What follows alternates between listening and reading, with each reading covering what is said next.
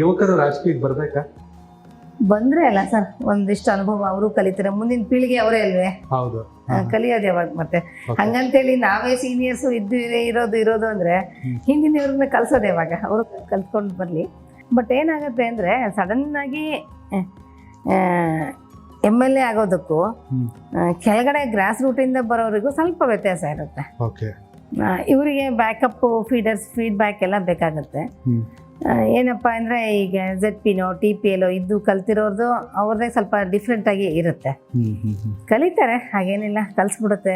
ಆ ಫೀಲ್ಡ್ ಎಲ್ಲರನ್ನೂ ಕಲಿಸ್ಬಿಡುತ್ತೆ. ಒಂದು ಚುನಾವಣೆ ಸೋತ್ರೆ ಎದ್ದೇಳೋದು ಕಷ್ಟ ಅಂತಾರೆ ಇವತ್ತಿನ ಪರಿಸ್ಥಿತಿಲಿ. ಯಾಕಂದರೆ ಎಲ್ಲ ಫ್ಯಾಕ್ಟ್ರು ಬೇಕು ಇವತ್ತು ಎಲೆಕ್ಷನ್ ಮಾಡೋಕ್ಕೆ. ಅಂಥದ್ರಲ್ಲಿ 3 ಎಲೆಕ್ಷನ್ ಸೋತರು ನಿಖಿಲ್. ಇದೆಲ್ಲದನ್ನ ಬಿಟ್ಟು ಮೈ ಕೊಡವೆ ನಿಂತಿದ್ದಾರೆ ಪಕ್ಷ ಸಂಘಟನೆಗಾಗಿ. ಏನಂತೀರ ಅವ್ರ ಫ್ಯೂಚರ್ ಬಗ್ಗೆ? ಖಂಡಿತ ಅವ್ರಿಗೆ ಒಂದು ಒಳ್ಳೆ ಫ್ಯೂಚರ್ ಇದೆ ಸರ್, ಇದ್ದೇ ಇದೆ.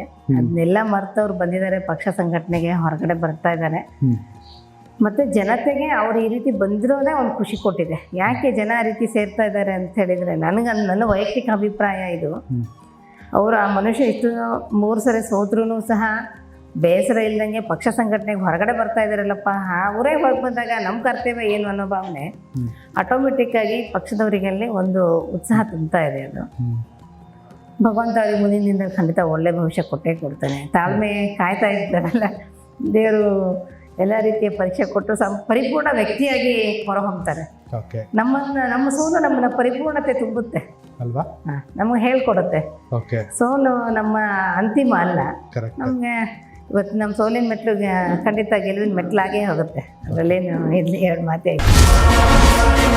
ಕನೆಕ್ಟ್ ಕರ್ನಾಟಕ, ಇದು ನಿಮ್ಮ ನೆಟ್ವರ್ಕ್.